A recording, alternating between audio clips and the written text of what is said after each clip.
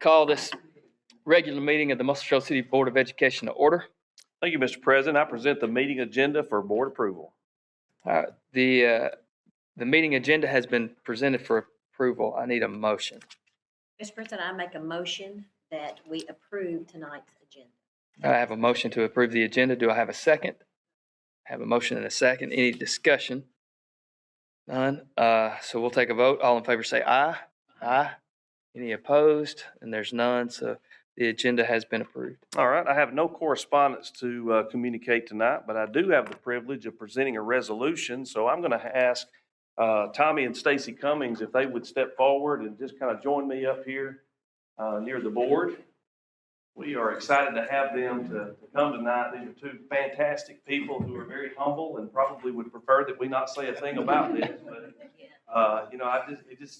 for some reason, I just had on my heart that I wanted to thank you guys publicly because they have done a lot of good work in this school system for a lot of years in a lot of ways.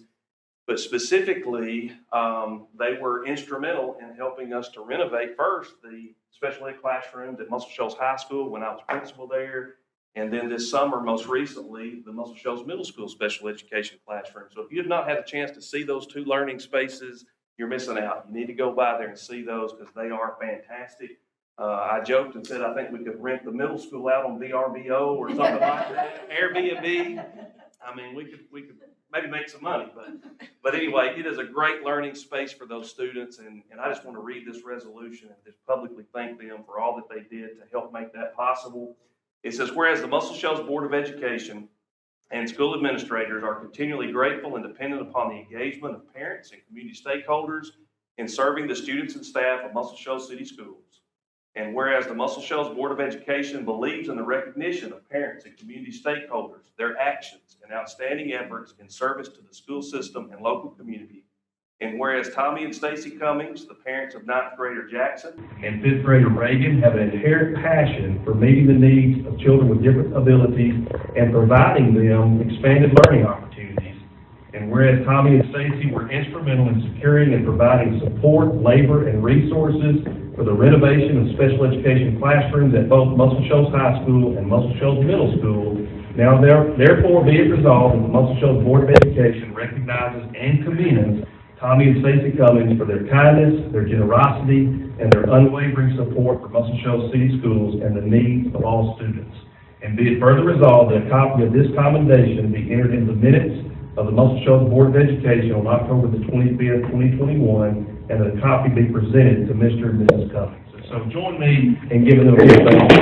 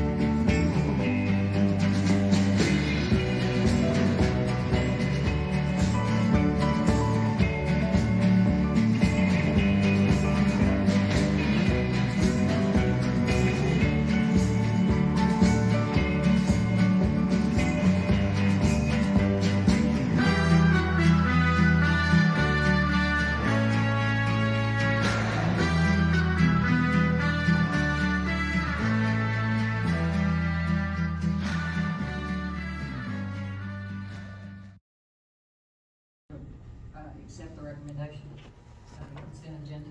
Thank you. I have a motion. Do I have a second? A second. Motion and a second. Any discussion? There's no discussion, so we'll take a vote. All in favor say aye. Aye. Any opposed? There's none. So the motion passes. All right, and now for item B, I recommend approval of the personnel report as presented. I have a recommendation to approve the personnel report. Do I have a motion? I'll make a motion. Okay, we have a motion. Do we have a second? Second. Motion and a second. Any discussion? And there's none, so we'll take a vote. All in favor say aye. Aye. Any opposed? None. And the personnel report has been approved. All right, for the benefit of the audience, the personnel report consists of the following under resignation. Kiera Goodlow from the Community Education Program effective October 25th. Amanda Mathis, teacher at Muscle Shoals High School with effective date to be determined. Jamie Boston, system-wide C&P effective October 29th. Tracy Saavedra, system-wide C&P, also effective October 29th. Lacey Lake, system-wide mental health services coordinator, effective November the 30th. And Ashley Carpenter, teacher at McBride Elementary, effective December the 17th. Under reassignment or transfer, Whitney Gilly, CNP assistant assigned to McBride in the middle school to system-wide CNP assigned to Muscle Shoals High School, and that will be effective November the 1st. Under employment, Caroline Holland, social science teacher, Muscle Shoals High School. Ambra Hollowine, system-wide CNP assigned to McBride and the middle school. Amy Helm, system-wide CNP assistant assigned to Muscle Shoals High School. Misty Reed, system-wide mental health services coordinator. James Joseph Miller, teacher of building sciences at Muscle Shoals Career Academy. Under other special appointments or supplemental assignments, Tina Mitchum for a stipend for completing numbers training. Robin Garrett and Holly Brooks, both a stipend for Saturday ACT testing staff. Caroline Holland, a stipend for orientation and training. Tanya Newton, a stipend for completion OGAP training. Rebecca Sullivan, a stipend for a supplement for AMSTI training, and that's also Mackenzie Rec. Carly Phillips, community education program site lead, location assignment to be determined. Hunter Harper, also community ed program, college worker, student aid, part-time temporary. 3 employees to handle gate worker duties during the basketball season: Melanie Hester, Danielle Gilman, Karen Thigpen, Ray Pfeiffer, Zach Mize, William Hawkins, all to help with basketball either through public address or clock keeping. And then Noah Bannister, addition to the bus driver substitute list. And this is for information only, not a board action. Kiera Goodlow will be hired through Kelly Staffing as an instructional aide at Muscle Shoals High School. And that is all the personnel report, Mr. President. Each October, the board elects 1 delegate and 1 alternate to represent our board at the AASB Delegate Assembly held in December. At this time, I will open the floor for nominations. Mr. President, I nominate Marilyn Davis to serve as delegate and Sonia Almond to serve as alternate to the AASB Delegate Assembly. Thank you, Ms. Rudolph. Dr. Davis has been nominated to serve as delegate, and Ms. Almond has been nominated to serve as an alternate. Are there other nominations? Hearing none, is there a motion to close nominations and call for the vote? Also. Is there a second? Second. Thank you. All in favor say aye. Aye. Any opposed? There's none. So the motion to close nomination carries. All in favor of Dr. Davis serving as delegate and Ms. Almond serving as alternate, please, we'll vote. I'm not going to ask y'all to say aye. Vote your conscience. It better be aye. So all in favor of them serving as delegate and alternate, say aye. If you're opposed, does that mean you have to serve then? That's right. Yeah. That's a self-nomination. That's right.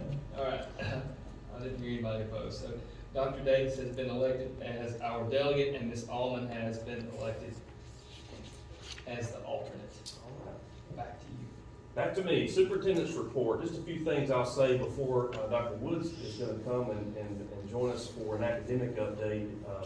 This is homecoming week, believe it or not. It's been a while since we've had it this late in the season. If you'll remember, we had to reschedule it, but the pep rally is set for Wednesday night, and the parade is scheduled for Thursday. That is weather permitting. I don't know if you've seen the forecast, but the weather's looking a little dicey this week. So Dr. Davis and I and Ms. Holt, who's the chair of our parade committee, have talked a little bit today. We may be making a decision tomorrow to move that parade if the weather looks a little bit better on Wednesday, but it has changed a little bit throughout the day, so we'll look at that. But we do have to make a decision on it really by noon tomorrow, because it's a lot that goes into that. A lot of folks have to be contacted. Obviously, there would be an early dismissal on a different day, so parents would have to be involved in that as far as being notified, and then even like talking to the police department, you know, city leaders and that sort of thing. You don't just have a parade through the middle of Avalon without letting a few people know.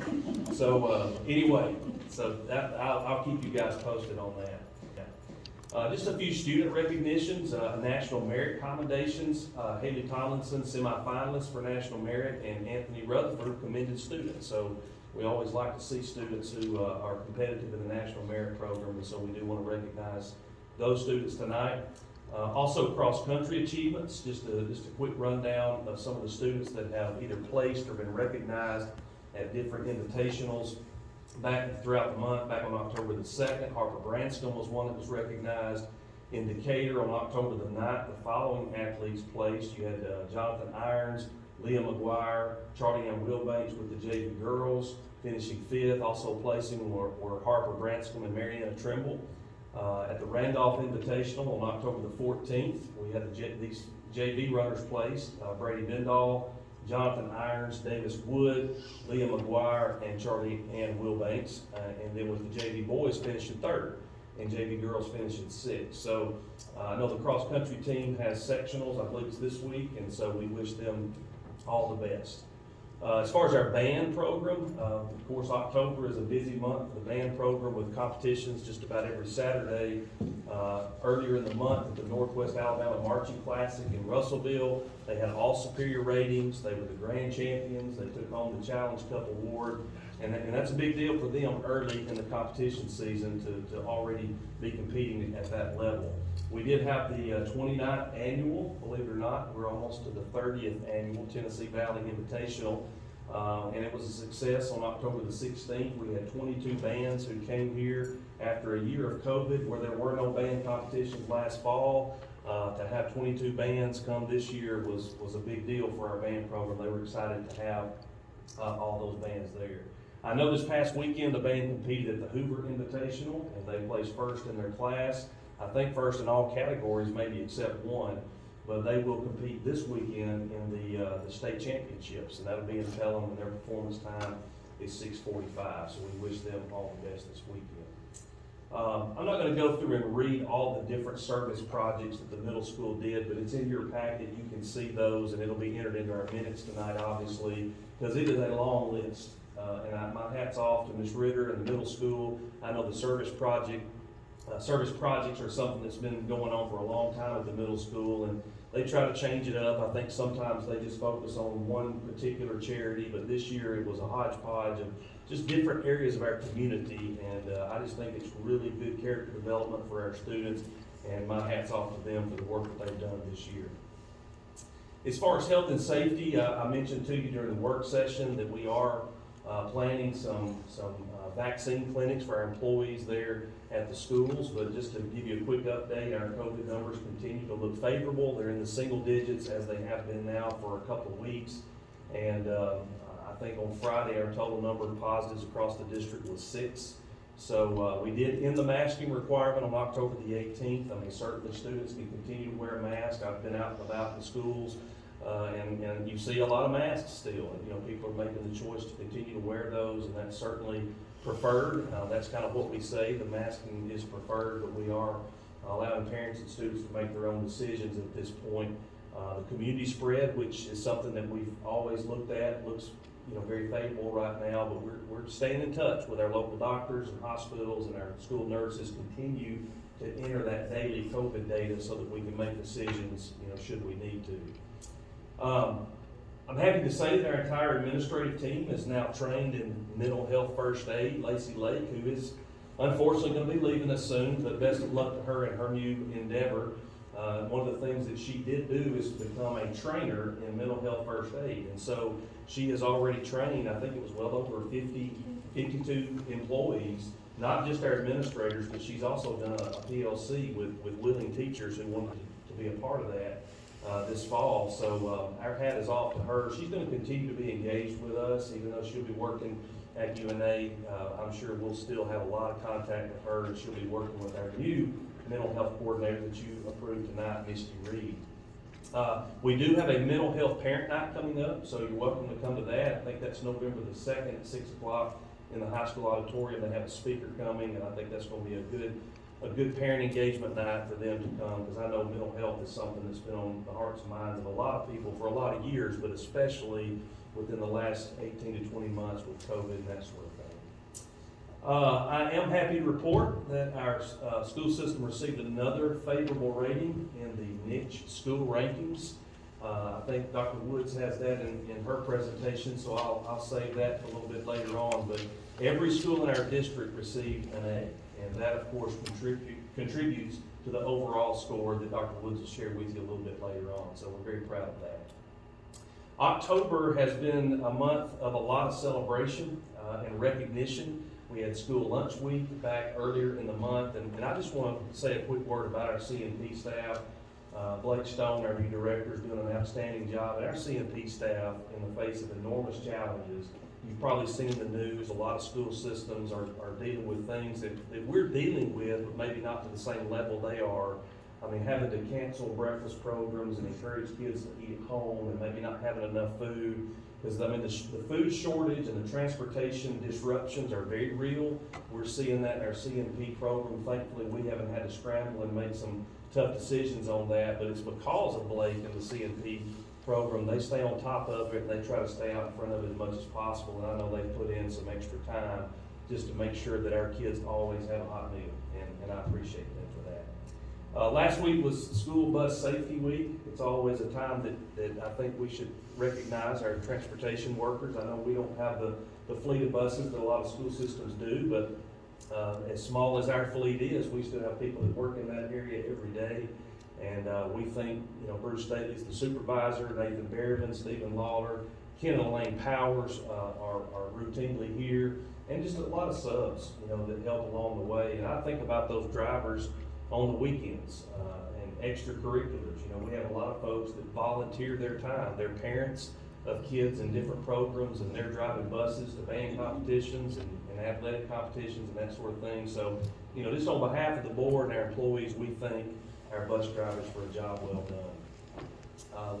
Last week was also college application week. Don't want to forget that. Our high school counselors always do a good job of emphasizing how important it is to apply to college. That's a big thing. Just getting kids and nudging them a little bit to take that first step and make that application and getting it on time, so that you're qualified for scholarships and financial aid and that sort of thing. So our counselors do a great job leading that effort, and we try to do it across the board, across the school system, with different schools wearing letting the kids wear college colors, and maybe the employees wearing their college colors and that sort of thing. But it's always a good emphasis for sure. And then lastly, it was Principal Recognition Month. And I know schools across the district celebrated Bosses Day, and where they try to treat their administrators there in-house, and we've showcased our principals on social media, but they're the leaders as far as the boots on the ground in the schools, and my hat's off to all these guys that are here tonight that are principals or assistant principals, and we just appreciate the work they do every day, and I say that on behalf of the board. So before Dr. Woods comes, and we've just recognized students and we've recognized employees, I want to recognize you guys for a minute. This is also the time of year where AASB recognizes board members who participate in their core academy, I believe it's called.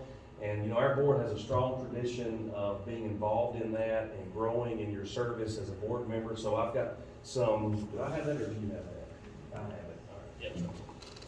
I have some recognitions for you. I'll start with Dr. Davis. Could not be here with us tonight, but she is listening in.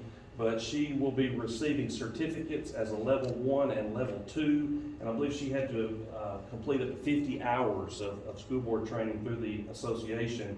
And she's done that largely virtual. You know, she came on board last year when everything was kind of shut down and there was very little in-person training. So she did a lot of virtual professional development. So she's getting a level 1 and a level 2 certificate tonight. Dr. Celia Rudolph.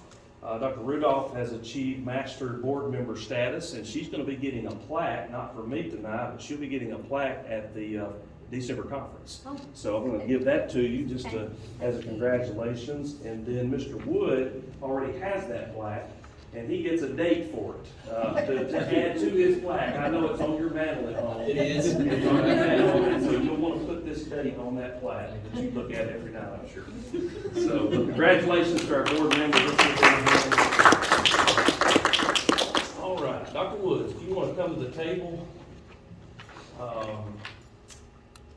Overall, we have been pleased. I'm just going to say a few brief things before I turn it over to her, but we've been a little nervous at the same time, but also pleased with the results that have been released recently as far as testing results.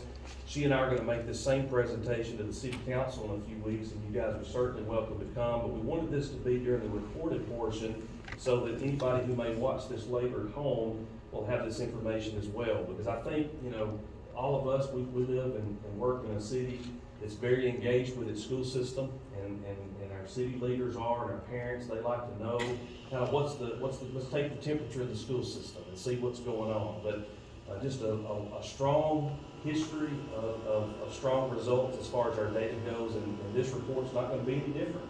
The ACAP, which she's going to talk a lot about, is a different type of test than what we've seen in the past, and I think she's going to talk a little bit about that. But she's done a good job of putting this together, almost like a bullet point presentation, so that you have some talking points as people in the community talk to you about the school system and how things are going. And I think you can see from the one pager she's giving you, things are going pretty well. So Dr. Woods, I'll turn it over to you. Thank you so much.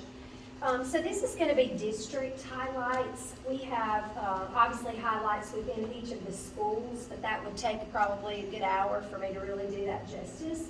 So we've condensed it down and given you just some key things about the district as a whole. However, I am more than happy to share some spreadsheets and other things with you, especially those of you that are former educators. You might like to see some of that. So just let me know and I'll be happy to share that with you guys. First of all, right out of the gate, the most important statistic on this page is the class of 2021's graduation rate. We did hit 98% with our students who finished in May of last year.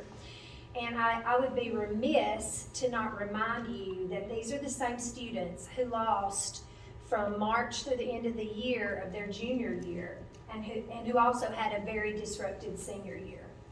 So the fact that we were able to hang on to those students and keep them engaged and moving forward and get them a high school diploma so that they can move on to do whatever it is they aspire to do is really phenomenal. My hat's off to not only our high school, which, you know, they are at the finish line of that, but that statistic represents every single teacher and every single administrator, every single support staff member in this district. It takes all of us to get them to that point. So I'm really pleased with that 98%.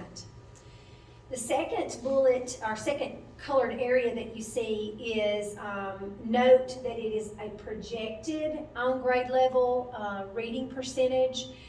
Just to give you a little bit of background, the Alabama Board of Education met last week and they were presented with 3 different cut scores for the reading portion of the ACAP summative.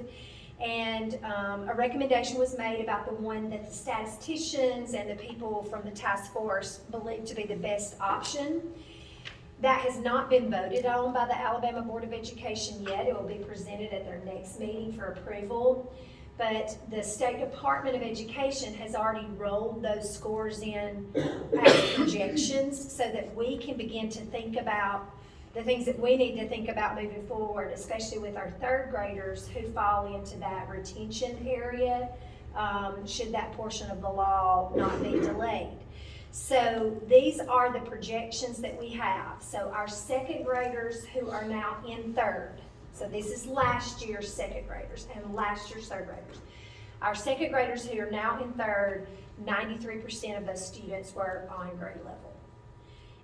So super, super pleased with that. And I do think it's important to mention here that a lot of our students with special needs are on grade level. So that's super exciting, and a tip of the hat to our personnel in the special education department that have been really hung with those students and made sure that they got what they needed for their different abilities.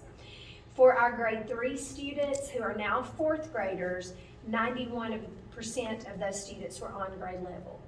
To give you some frame of reference, I guess to say, if this is adopted, there will be 24,000 third graders there would have been 24,000 third graders retained last year. So we're talking about a large number, and that's throughout the state. So the fact that only a very small percentage of those were Muscle Shoals City Schools students, we're obviously super excited about that. And our commitment as a staff is to continue to get better and better at teaching students to read. That's our goal and our objective, and we'll continue to work on that. We'll continue to push forward. We have some great staff in place, especially with our reading coaches, to keep our faculty moving forward there. But I'm beyond pleased with those numbers. I feel like we're definitely headed in the right direction. So the state board is mulling that over right now, and they were presented the other day with 3 options. The 24,000 number she just referenced is kind of the middle of the road option. There's one that's less students being retained, there's one with more. But this task force that she's talking about has recommended, and these are some very smart people. I mean, obviously the guy that was speaking probably was the smartest guy in the room, and they're looking at it very objectively. They're from out of state. They're I don't know what the organization. Statisticians, the National Testing or Assessment Center or something like that. I can't remember. But he's looked at this, from his outside objective statistical point of view, and has made the recommendation for the cut score to be where it is, with some caveats. Mm-hmm. There's some concern with obviously it being a COVID year. I mean, the disruptions that we saw last year, on top of the fact that they only have 1 year of data. Mm-hmm. So, and I may be stealing some of your thunder. You're not at all. That's exactly the point. And to just say a quick word about what Dr. Holden mentioned as far as the impact of COVID.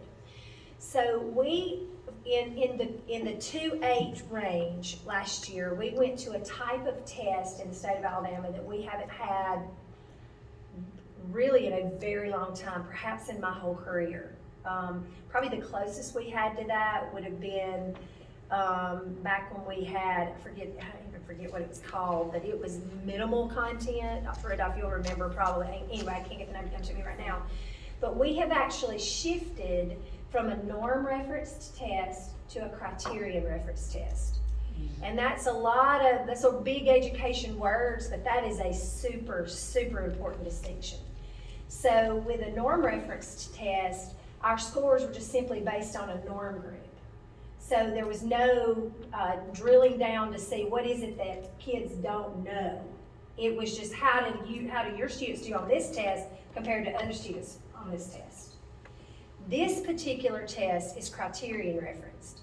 So it's all about, do the students know the content and the skills? It's a very different ballgame. Well, it sounds ignorant. It probably is ignorant.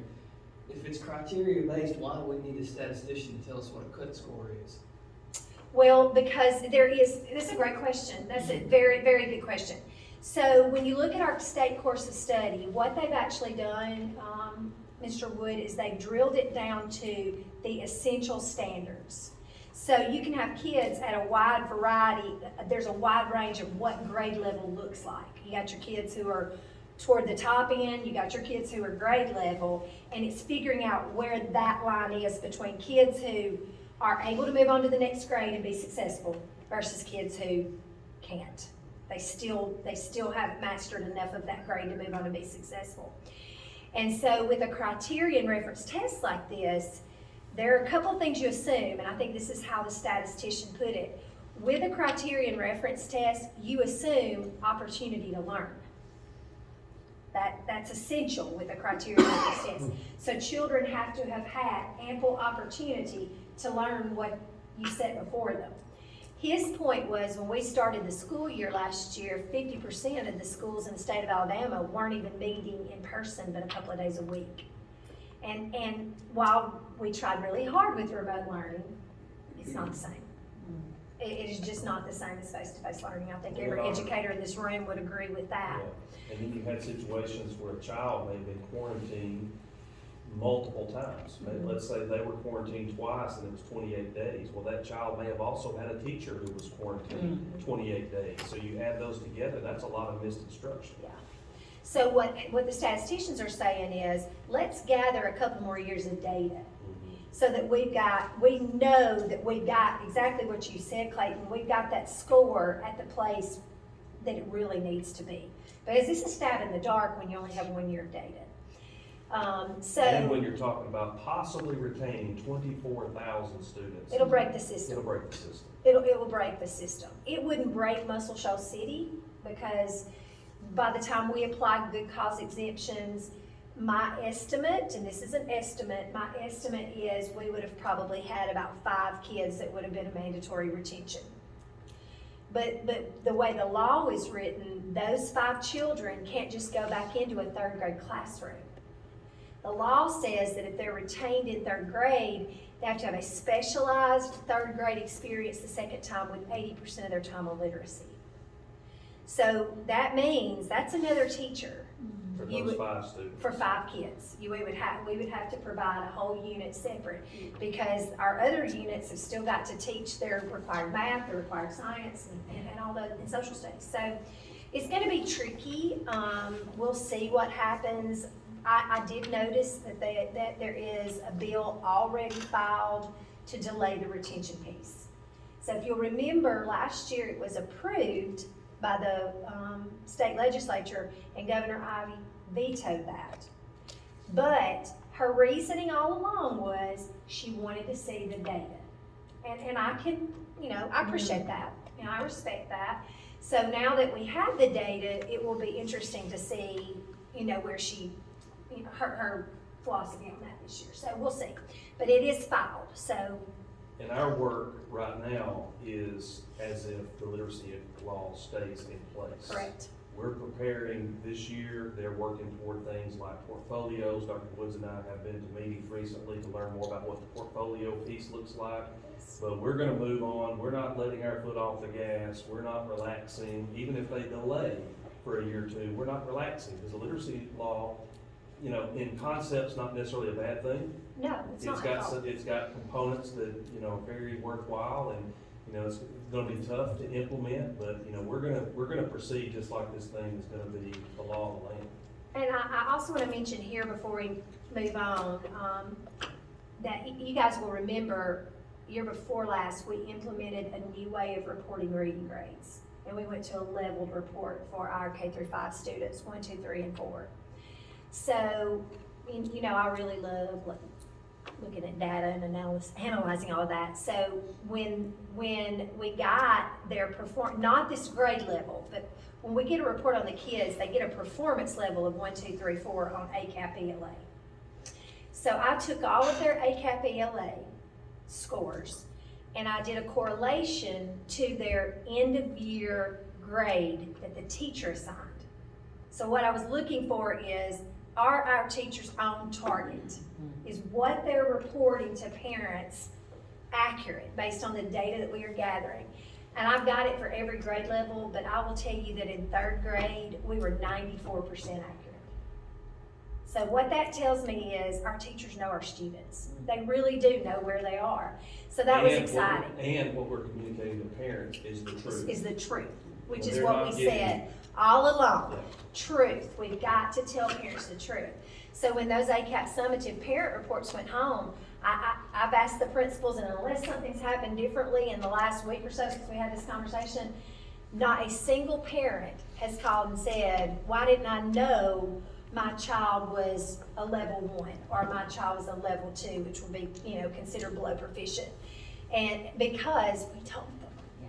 And, you know, we've been very transparent and honest, and that's super important, even more important with literacy law in place. We don't want shocked parents in third grade. They've got to know the truth, and we've got to know the truth so that we can respond. So when are these second graders that are now third graders, when is that, what time of year is that test given? The very end of the year. So this was taken in April. So this next April, these 93, they went into third grade on grade level. We're gonna Correct. see how they. See how they do. That's exactly right. That's exactly right. So, and I just want to tip my hat to the teachers and principals. They have worked so hard to just do the right thing for students. They just really have worked hard. So I appreciate that. All right, the next thing is our state rankings, and this combines the ACAP summative plus our high school measures, which is basically ACT proficiency. So in ELA, overall in the state of Alabama, we're ranked number 14, which puts us in the top 10% in the state. In math, we're ranked number 10, which puts us in the top 7% of all districts in the state of Alabama. And in science, we're ranked 22nd, which puts us in the top 10% of all districts in the state of Alabama. So that's a strong showing. We want to be in that upper echelon of those districts. So, and we'll continue to work. We'd love for those to be in single digits. We'll continue to work to try to get there. ACT performance, I won't read all of this to you because you have them in front of you, and also we have them on the screen so that our audience can see them. But as you will see, this is par for the course. This is pretty much what we have year in and year out. We are anywhere from 1.5 to 2.5 points above the state average in all areas. The one that I usually drill down to is that composite. Our students are at a 19.2, the state average is 17. Let me say something about that, and it is lower than what we've seen in the past, but so was So- it everywhere else. And our kids, y'all may have heard this, had the hardest time last year just trying to find a test. Well, and I will say that this number is just the state test. This doesn't include our Saturday kids. So when you put the Saturday kids in, that number's higher. Because those are our kiddos that are taking it for scholarship purposes and taking it several times. It drives that number up. So this is just for the state testing that we do with every single junior, no matter what their future plans are. But you can see the impact COVID would have had on that test. Oh, my. It's lower. Yeah, last year was a disaster with ACT as far as kids. They would show up, take the test on Saturday, and there would be a sign on the door. Sorry, we're not going to be able to give it today. So one of the things that Dr. Davis in the high school, one of the things that they've done is they have added a Saturday unlisted test center that only our students can register for. And we did that last Saturday. So that takes care of our kids, first. We can take care of them first. So happy that they were able to make that. All right, and finally, these are the 2022 niche rankings. We are ranked as the number 10 best district in the state. We have an overall grade of A. And those last two are two that make me super proud. I think they say a lot about our community, and they say a lot about you as a board in supporting us as we try to hire the very best people we can to work with our students. We are ranked number 4 best places to teach in the state of Alabama, and it's always nice when that lines up with number 5 districts with the best teachers in Alabama. So, hats off to our principals who go out and search for the very best that they can to put in our classrooms, and hats off to you for working with us to allow us to do that and find those great folks to put in the classroom. So you can see lots to be proud of. Lots and lots to be proud of, but lots of work to do ahead of us as well. So we're never happy. That's just the nature of Muscle Shoals. We're never satisfied. We're always working to get better. But in the first year of a brand new test that's very different than anything we've had before, I'm extremely pleased. I can't say enough. Any questions for Dr. Woods?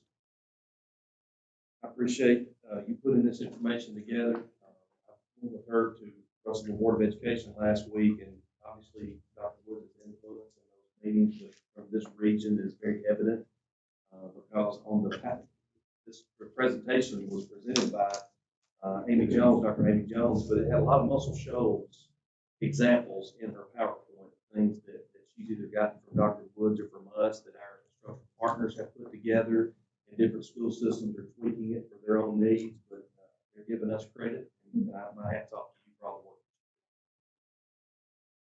All right, that's all I have, Mr. President. We have come to the end of our agenda. Do any board members have any additional items to take care of? And that's a no, so this meeting is adjourned.